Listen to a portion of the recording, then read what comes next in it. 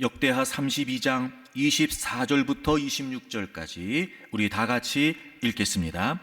그때에 히스기야가 병들어 죽게 되었으므로 여호와께 기도하매 여호와께서 그에게 대답하시고 또 이적을 보이셨으나 히스기야가 마음이 교만하여 그 받은 은혜를 보답하지 아니하므로 진노가 그와 유다와 예루살렘에 내리게 되었더니 히스기야가 마음에 교만함을 뉘우치고 예루살렘 주민들도 그와 같이 하였으므로 여호와의 진노가 히스기야의 생전에는 그들에게 내리지 아니하니라. 아멘. 25세에 유다의 왕이 된 히스기야는 29년을 통치합니다. 그는 하나님 보시기에 정직했습니다. 당시에 성행하고 있었던 우상 숭배를 척결하기도 하지요. 여러 산당들을 제거했고 주상과 목상을 깨뜨리고 이때까지 분향하고 있었던 모세의 놋뱀도 부서뜨립니다. 그리고 유다의 다른 왕들과 달리 하나님을 온전히 신뢰했고 하나님을 떠나지 않았습니다. 그래서 하나님께서는 그가 어디로 가든지 형통하게 하셨습니다.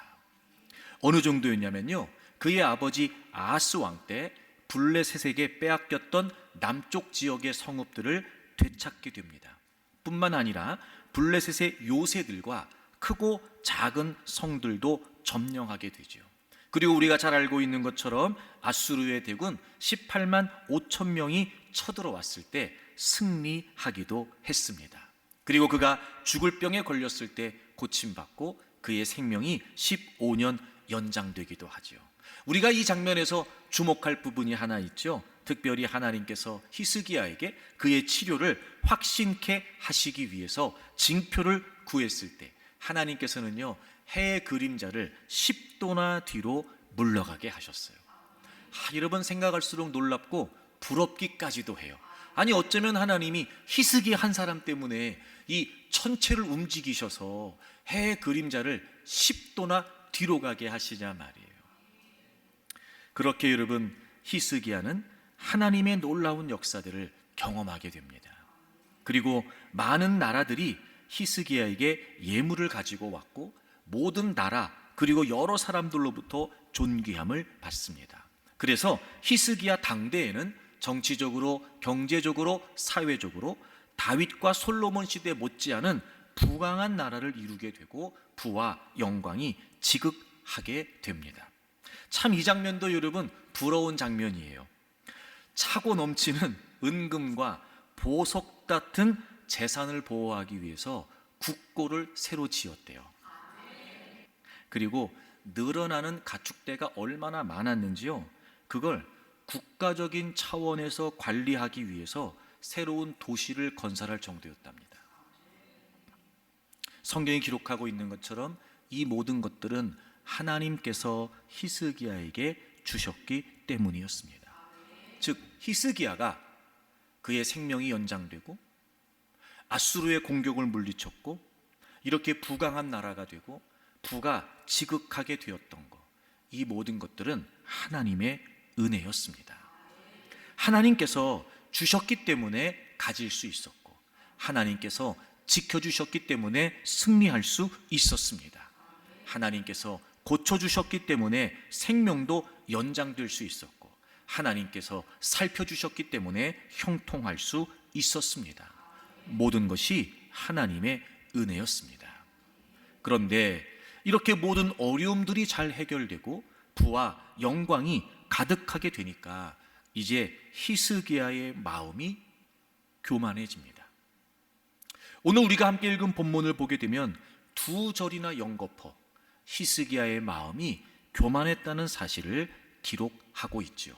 그만큼 지금 이 시점에서 히스기야의 마음이 이전과 달리 교만해졌다는 사실을 우리에게 알려주고 있는 겁니다. 결국 그 자신뿐만 아니라 나라까지도 하나님의 진노를 받게 되죠. 이사야 선지자를 통해서 히스기야에게 앞으로 일어나게 될 심판을 선언하십니다. 그가 소유하고 있는 모든 것들이 하나도 남김없이 바벨론에 빼앗기게 될 것이고 그의 후손들이 사로잡혀서 바벨론으로 끌려가게 된다는 겁니다.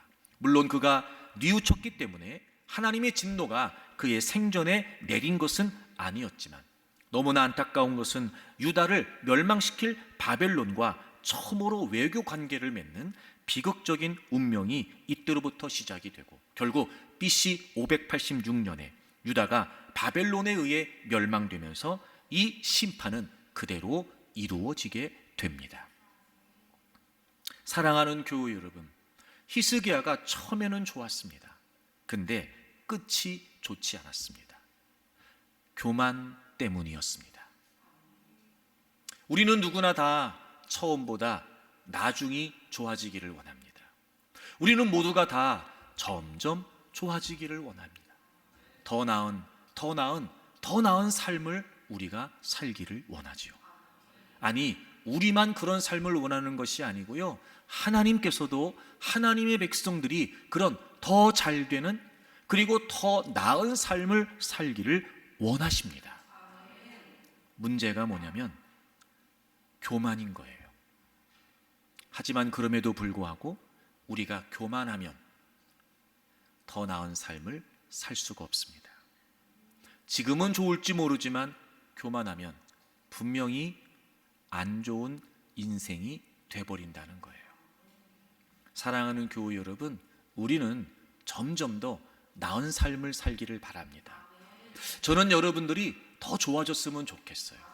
더 잘 됐으면 좋겠고, 그러기 위해서 우리는 교만해서는 안 됩니다. 하나님께서요, 교만한 자의 집을 허무신대요. 그런 교만하지 않고 겸손하면 어떻게 된다는 거예요? 세워진다는 거잖아요. 하나님은요, 교만한 자를 미워하신대요. 그럼 여러분, 겸손한 자는 어떻게 하시겠다는 거예요? 이뻐하신다는 거예요. 하나님이요, 몹시 아끼시는 거예요. 교만은 패망의 선봉이래요.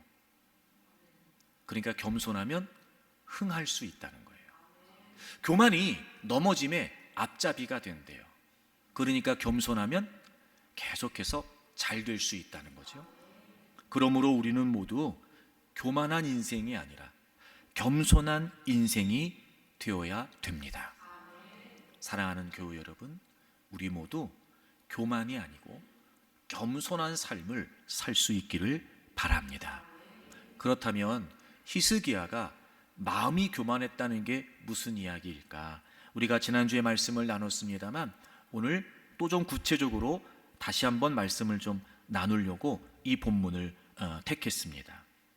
여러분, 우리가 지난주에 살펴봤어요. 히스기야가 교만했다는 게 무슨 의미였죠? 자, 25절 다시 보실까요? 오늘 본문 25절 보세요.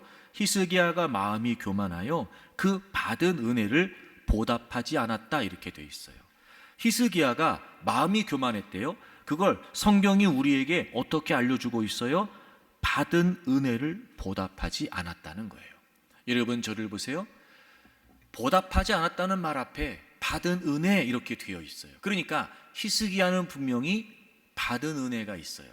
제가 서두에 꽤 길게 말씀을 드렸어요. 그 모든 것들이, 지금 히스기야가 갖고 있고 누리고 있는 모든 것들은 하나님이 주신 은혜예요.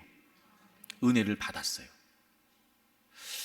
여러분, 목사님, 히스기야는 그렇게 죽었다가 살아났으니까, 죽을 병에 걸렸다가 살아났으니까 기적이고 은혜라고 말할 수 있죠. 난 그런 적이 없는데. 여러분, 곰곰이 생각해 보세요. 병에 걸렸다가 나은 것만 기적이고 죽을 병에 걸렸다가 산 것만 기적일까? 여러분, 아무 병에 걸리지 않고 사는 것도 기적이에요.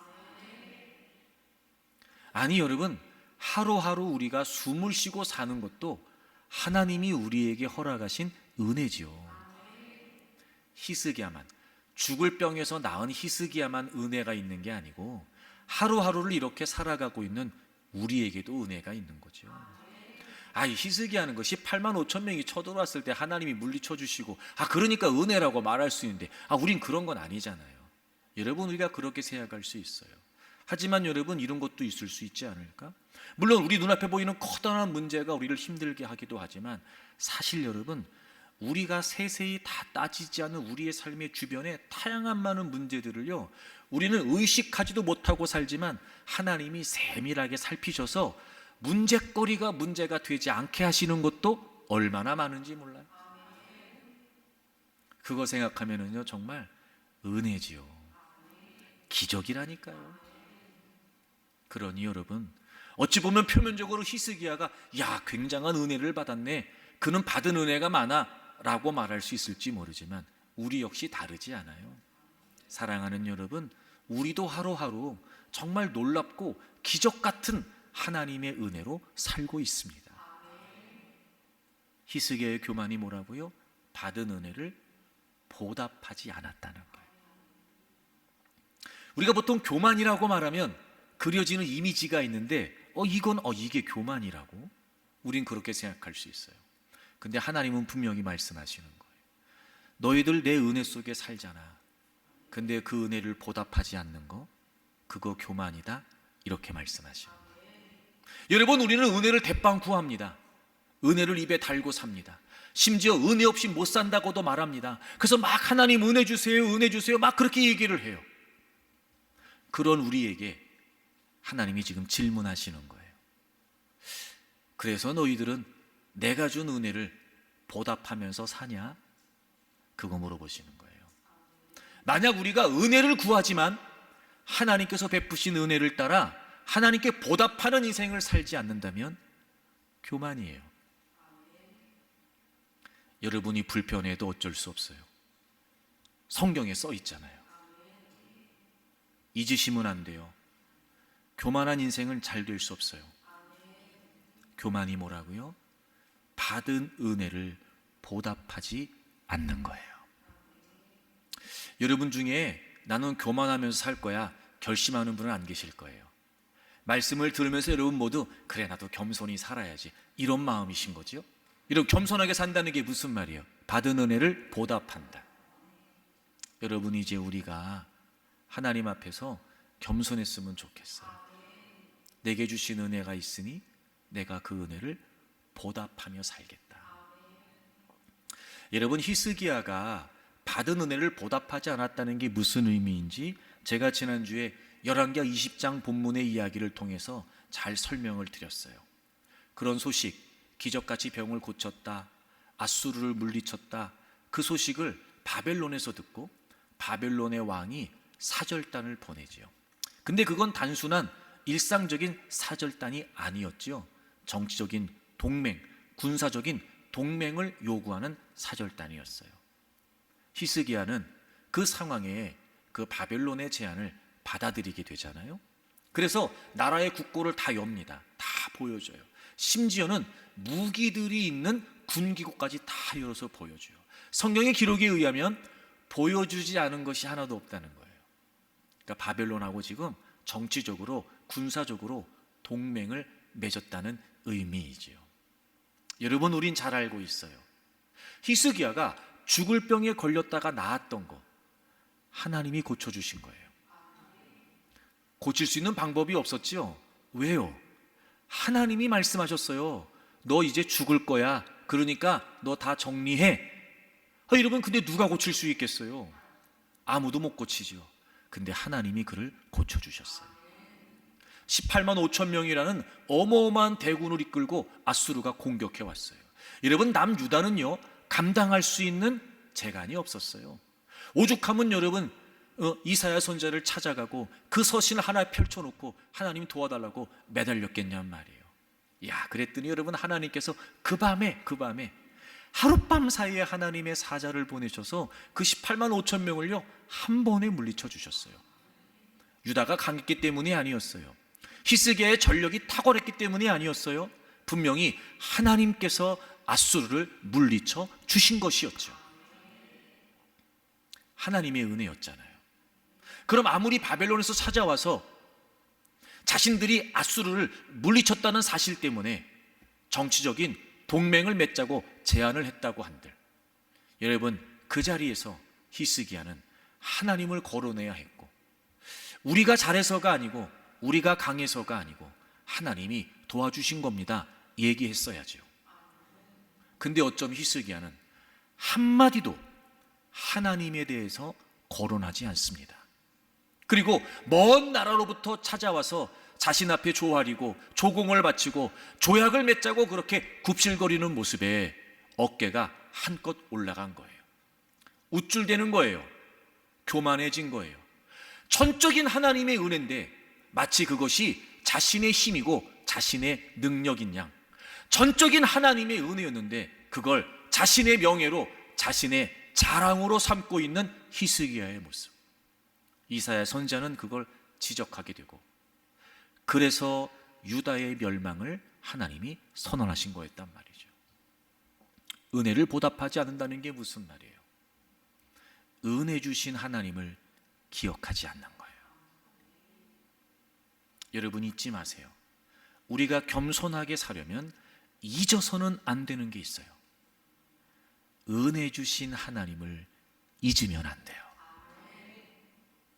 우린 충분히 예상할 수 있어요. 이 장면에서 적어도 이런 거 아닐까요? 바벨론에서 와서 어떻게 그 죽을 병을 고쳤대요? 그럼 뭐라고 얘기해야 돼요? 아니, 하나님이 고쳐주셨어요.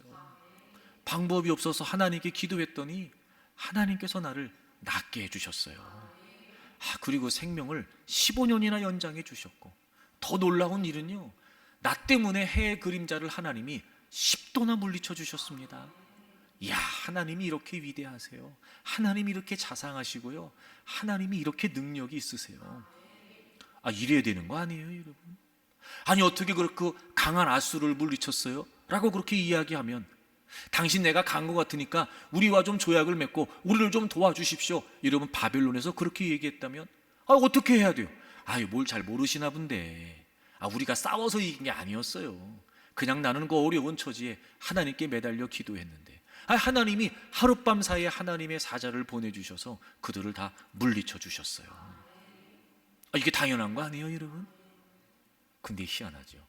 히스기야가 그 얘기를 한 번도 안 해요. 여러분, 히스기야가요, 잊어서는 안 될 것을 지금 잊은 거예요. 은혜 주신 하나님 말입니다. 은혜를 보답한다는 게 뭔지 아세요, 여러분? 이 은혜는 하나님께서 주신 것입니다 라고 그 하나님을 기억하는 거예요. 그리고 그 하나님을 인정하고, 그 하나님을 고백하고, 그리고 그 하나님을 증거하고, 그것이 하나님의 은혜를 기억하는 거예요. 교만은 보답하지 않는 거예요. 그러니까 겸손은 보답하는 거죠. 교만은 하나님을 기억하지 않는 거예요. 겸손은 하나님을 기억하는 거예요.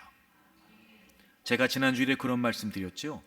이렇게 엄청난 은혜를 입고도 어떻게 잊을 수 있을까? 제가 그 이유에 관해 이렇게 설명을 드렸어요. 은혜로 주어진 그 일만 기억하지 은혜를 주신 그분을 기억하지 않기 때문이다, 제가 그랬어요. 이런 거예요. 병에 걸렸다가 고쳤어요. 그러면 뭘 기억해야 되냐? 고쳐주신 분이 하나님이시다, 이걸 기억해야 되는데, 고쳤다, 이것만 기억하는 거예요. 휴, 살았다, 와, 더 살 수 있어, 이것만 기억하는 거예요. 누가 살려주셨는데? 하나님께서. 그럼 뭘 기억해야 돼요? 살려주신 하나님을 기억해야죠. 여러분, 잊으시면 안 돼요. 우리가 은혜를 보답한다는 거, 잊어서는 안 되는 은혜 주신 하나님을 기억한다는 거, 은혜로 주어진 그 일만 기억하면 안 되고 은혜를 주신 그분을 기억해야 되는 거예요. 이게 왜 중요하냐면, 사무엘하 5장에 보면 저는 이 장면이 참 좋아요.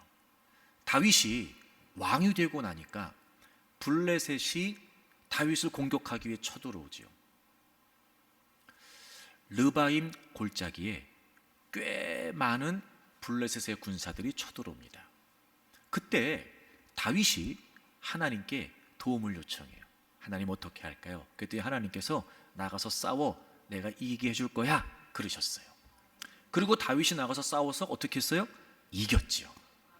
근데 그 다음에 또 그 블레셋의 군사들이 또 그 르바임 골짜기로 쳐들어와요. 근데 희한하죠? 다윗은요, 또 하나님께 기도해요. 한번 이긴 상대였잖아요. 한번 이긴 장소였어요. 우리 같으면 그냥 쉽게 또 쳐들어왔네, 싸우자, 그럴 수 있을 때 다윗은요 싸움을 먼저 하지 않고 하나님께 또 기도해요. 그때 하나님께서 이번에는 기습 작전을 해라, 하나님이 방법도 알려주시고, 그래서 그 전쟁에서 또 승리를 하죠.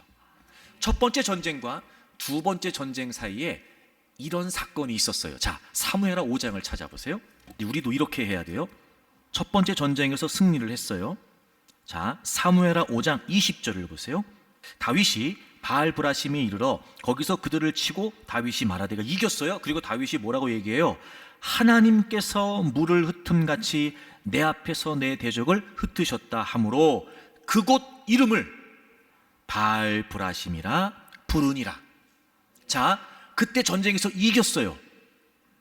그리고 그 지역의 이름을 바알브라심 이렇게 이야기해요. 이 말이 무슨 말이냐면 깨어진 곳의 바알, 이런 뜻이에요. 그래서 그 앞에 설명이 나오잖아요. 하나님께서 물을 흩은 것 같이 내 앞에서 내 대적을 흩으셨다. 그러니까 다윗은 그 전쟁에서 이기고 난 다음에 이길 수 있는 전쟁을 이긴 것이 아니라 하나님께서 물을 흩은 같이 블레셋의 대적들을 흩어주셨다, 이런 의미로 그 지역의 이름을 바알브라심 이렇게 정했다는 거예요.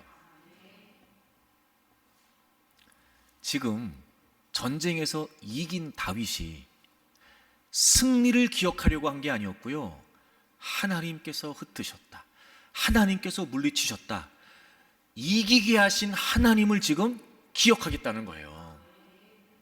그래서 그곳의 이름을 뭐라고 지었다고요? 바알브라심.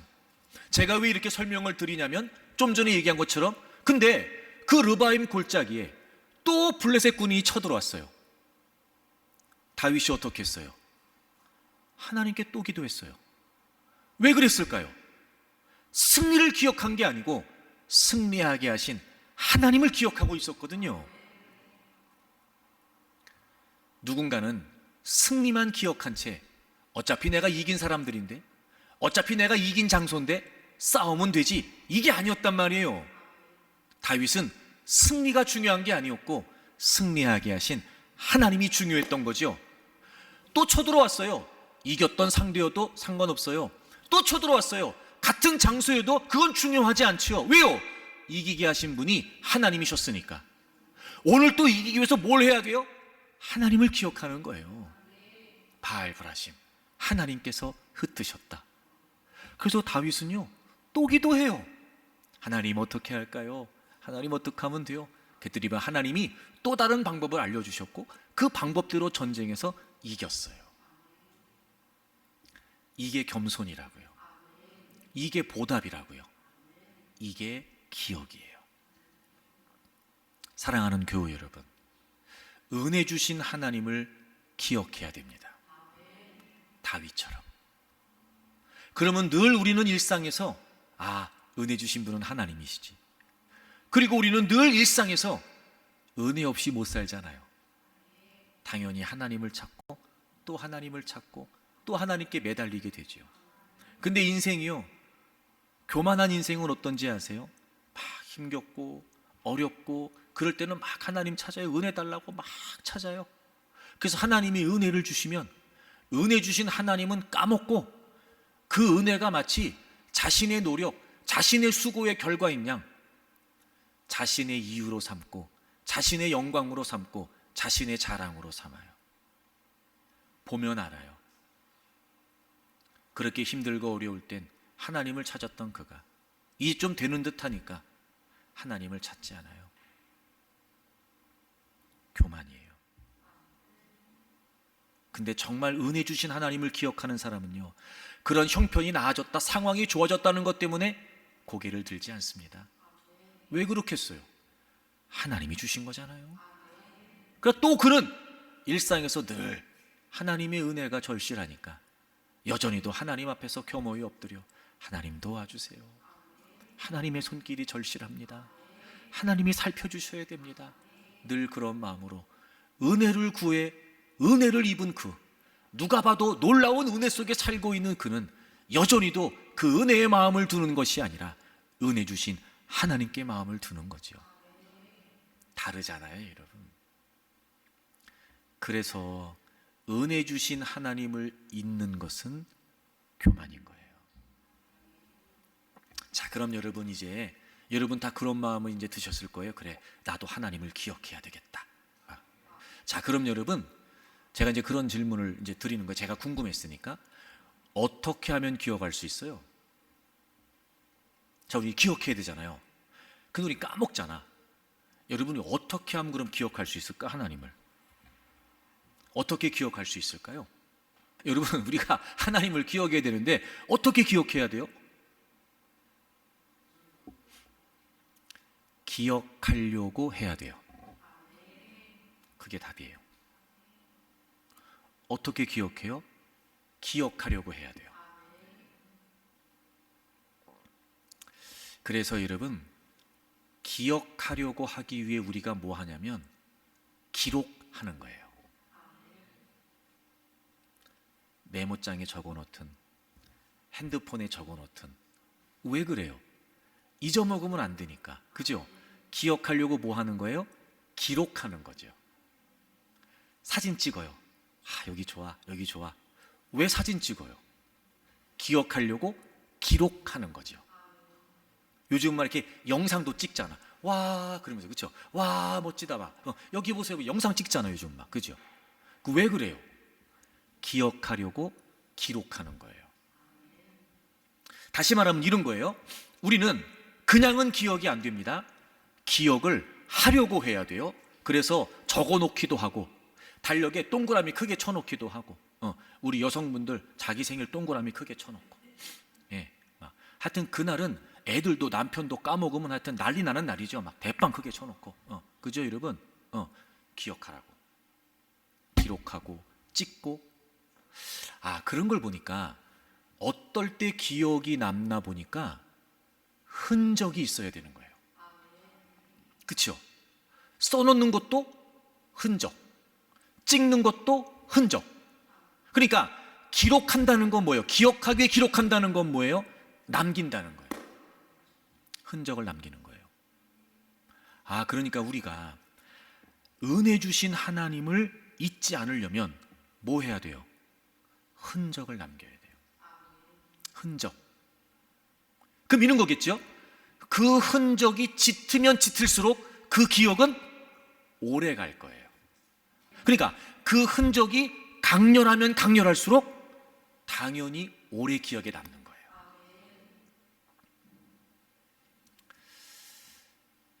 제가 이 내용을 고민하면서 이 생각이 딱 났어요.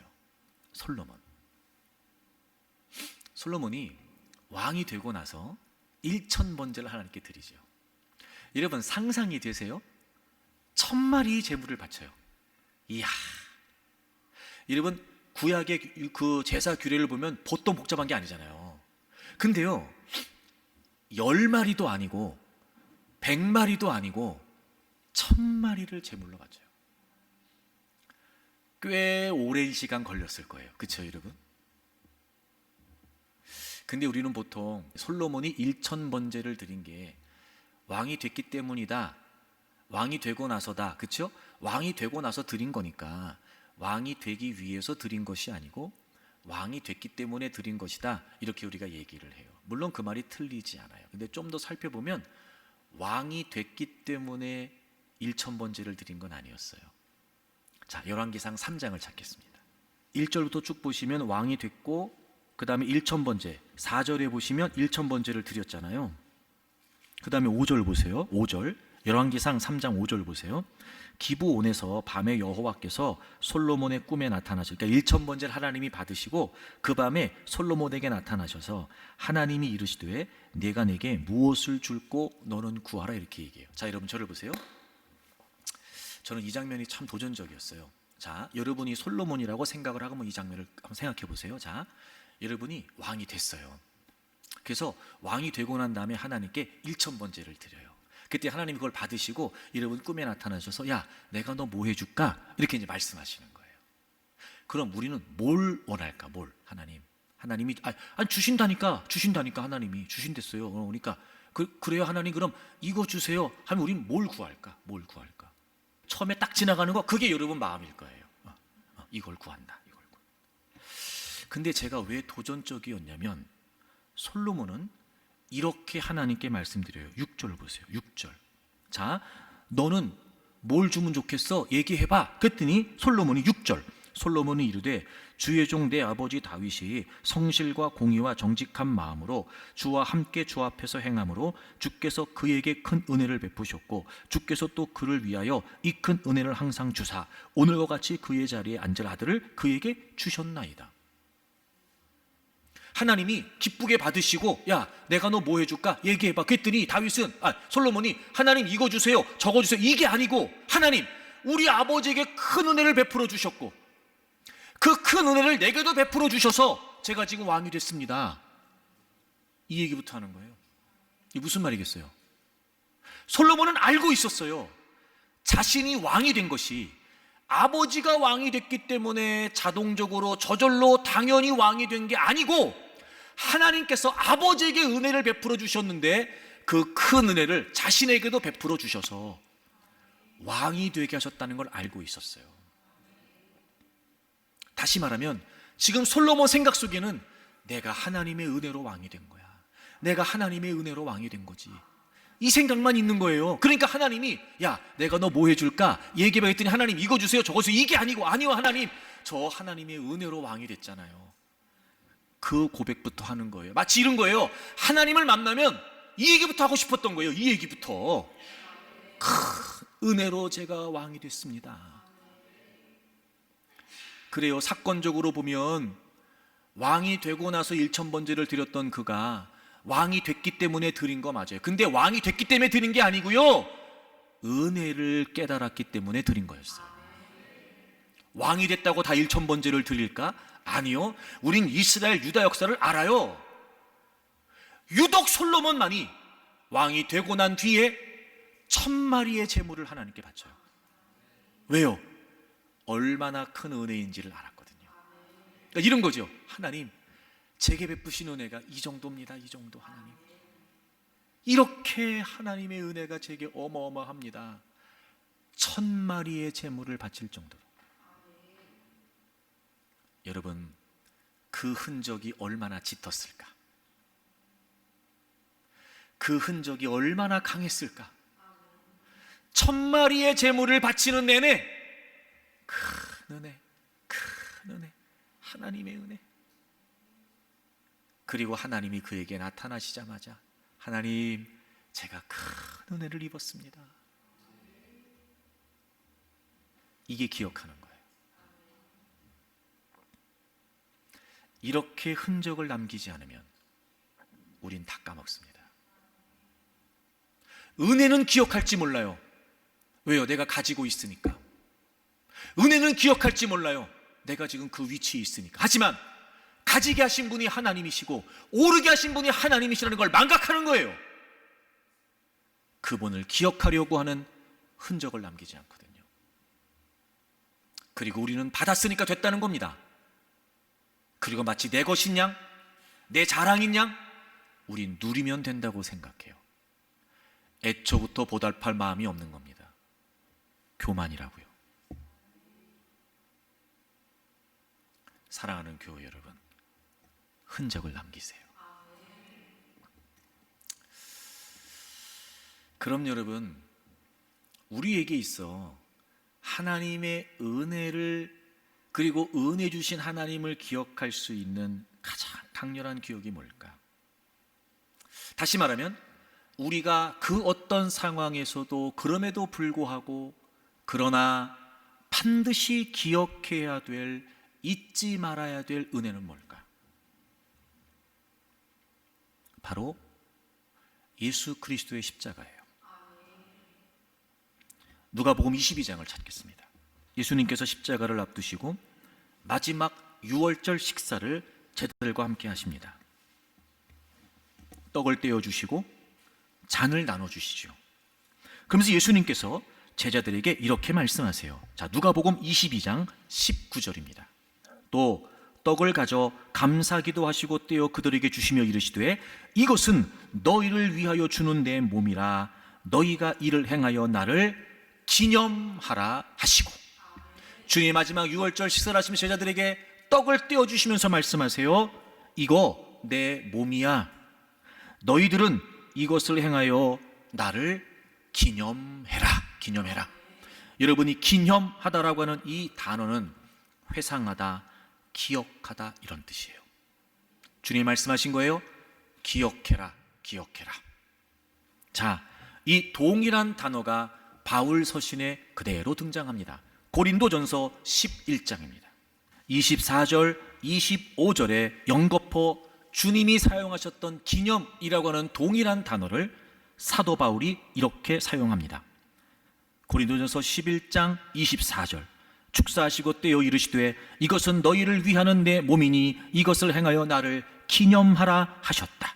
19에 또한 그와 같이 잔을 가지시고 이르시되 이 잔은 내 피로 세운 새 언약이니 이것을 행하여 마실 때마다 나를 기념하라 하셨다.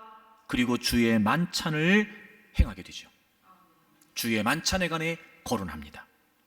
여기서 기념이라고 하는 단어는 바로 누가복음 22장에 사용된 동일한 단어입니다. 기억해라, 기억해라. 뭘 기억하라는 거예요? 예수 그리스도의 십자가, 그분이 찢으셨던 그분의 몸, 그분이 흘리셨던 그분의 피, 기억하라는 거예요. 왜요? 나를 위한 하나님의 사랑이었으니까요. 나를 구원하시기 위한 예수 그리스도의 희생이셨으니까요. 기억하라는 거예요. 기념하라는 거예요. 그런데 여러분, 이걸 우리가 가장 강렬하게 기억할 수 있도록 바울 사도가 이 주의 만찬을 이렇게 설명을 하는 장면이 나와요. 자, 10장 가보실래요? 10장? 우리 같이 읽을까요? 고린도전서 10장 16절 다 같이 읽습니다. 우리가 축복하는 바 축복의 잔은 그리스도의 피에 참여함이 아니며 우리가 떼는 떡은 그리스도의 몸에 참여함이 아니냐. 아멘. 여러분, 주의 만찬을 이야기하면서 지금 사도 바울이 뭐라고 얘기해요? 이 잔은 우리가 그리스도의 피에 뭐 한다고? 참여한다고요. 이 떡은 우리가 그리스도의 몸에 뭐 한다고요? 참여한다고. 이런 거예요. 우리를 위해 찢으신 그분의 몸, 우리가 주의 만찬으로 떡을 대하면서 우리도 그분의 몸에, 찢기신 그분의 몸에 뭐 한다고요? 참여한다고. 나 때문에 흘리신 그분의 피, 우리가 그 잔을 주의 만찬으로 대하면서 우리가 그분의 피에 뭐 한다고요? 참여한다고요. 다시 말하면 예수님께서는 이 마지막 살 너희들이 기억해야 돼, 그래서 행해야 되라고 말씀하시는데, 그 기억은 뭐예요? 그 주의 만찬에 참여하는 건데, 그 참여한다는 건 무슨 말이에요? 주님의 몸에 참여한다는 거고 주님의 피에 참여한다는 거예요. 여러분, 그거 아세요? 여기에 참여라고 번역된 이 단어가 코이노니아예요. 교제. 무슨 의미일까요? 우린 우리의 죄 때문에 주님과의 관계가 깨어져 있었어요. 교제가 이루어질 수가 없었어요. 근데 예수 그리스도께서 십자가에서 우리의 죄를 다 담당하시기 위해서 자신의 몸을 찢으셨어요. 자신의 피를 흘려주셨어요. 그리고 우리가 그 주님의 교제에 참여하게 하셨어요. 여러분, 우리가 주님과 교제한다, 우리가 주님과 함께한다, 주님이 우리와 함께 하신다, 이 놀라운 은혜가 어떻게 이루어졌어요? 주님께서 몸을 찢으시고 주님께서 피를 흘리심으로 그 교제에 먼저 자신을 내어주셨던 거예요. 그리고 그 은혜를 알고 있는 우리가, 저도 그 주님의 희생적인 사랑에 참여합니다, 그래서 주님의 몸을 대하는 거예요. 이런 의미 아닐까? 주님께서 내가 주님과의 교제에 참여할 수 있도록 몸을 찢으신 것처럼 저 또한 제 몸을 찢어 주님의 교제에 참여합니다. 주님이 주님과의 교제에 우리를 초청하시기 위해서 자신의 피를 흘리셨던 것처럼 저 역시 그 주님의 피를 대가면서 그 은혜를 기억하면서 저도 저의 피를 흘려 주님과의 교제에 참여합니다. 그래서 로마서 12장 1절이 나온 거예요. 다 같이 찾으세요. 로마서 12장 1절. 로마서 12장 1절 같이 읽습니다. 시작. 그러므로 형제들아 내가 하나님의 모든 자비하심으로 너희를 권하노니 너희 몸을 하나님이 기뻐하시는 거룩한 산 제물로 드리라. 이는 너희가 드릴 영적 예배니라. 아멘. 여러분, 예배는 뭐예요? 교제잖아요. 주님을 만나는 교제죠. 예배가 뭔지 아세요? 우리의 몸을 하나님 앞에 산 제물로 바치는 거예요. 주님이 우리를 위해 먼저 몸을 찢으셨어요. 주님이 우리를 위해 먼저 피를 흘려주셨어요. 우리 역시 그 주님의 만찬에 동참하면서, 참여하면서 저도 주님을 위해 몸을 찢습니다. 저도 주님을 위해 피를 흘립니다. 저도 주님을 위해 헌신합니다. 주님이 나를 위해 먼저 자신을 내어주셨던 것처럼 나 역시 그 은혜를 기억하고 주님 앞에 저의 전 존재를 내어드립니다. 여러분, 가장 강렬한 흔적이 뭔지 아세요? 주의 만찬에 참여하는 거예요. 참여. 그게 가장 강력한 흔적이 됩니다. 주의 만찬을 대할 때마다 주님께서 나를 위해 어떤 희생을 치르셨는지, 내게 구원이라고 하는 그 어떤 것으로도 비교될 수 없는 놀라운 은혜를 주시기 위해 주님이 나에게 어떻게 행해 주셨는지, 나를 위해 찢으신 그 몸을, 나를 위해 흘리신 그 피를 우리가 떡과 잔을 대해 주의 만찬에 참여하면서 가장 강렬한 흔적으로 남겨 우리 역시 그 은혜를 보답하는 삶을 살겠다고, 은혜 주신 걸 하나님께 되돌리며 살겠다고 로마서 12장 1절에 기록하고 있는 것처럼 저의 전 존재를 내어드립니다. 참여. 이것이 우리에게 가장 강렬한 기억이 됩니다. 그래서 결코 잊어서는 안 될 은혜를 기억하게 되죠. 린다 수 박이라고 하는 한국계 미국인 아동 문학가가 있어요. 그 미국에서 유일하게 아시아계 작가 최초로 뉴베리상이라고 하는 그 아동 문학상을 받은 작가라고 합니다. 그 동화책이 하나 있는데 제목이 뭐냐면 하나만 구할 수 있다면이에요. 하나만 구할 수 있다면. 이게 무슨 얘기냐면 선생님이 학교 온 아이들에게 질문을 해요. 집에 갑자기 불이 났다고 상상해 볼까?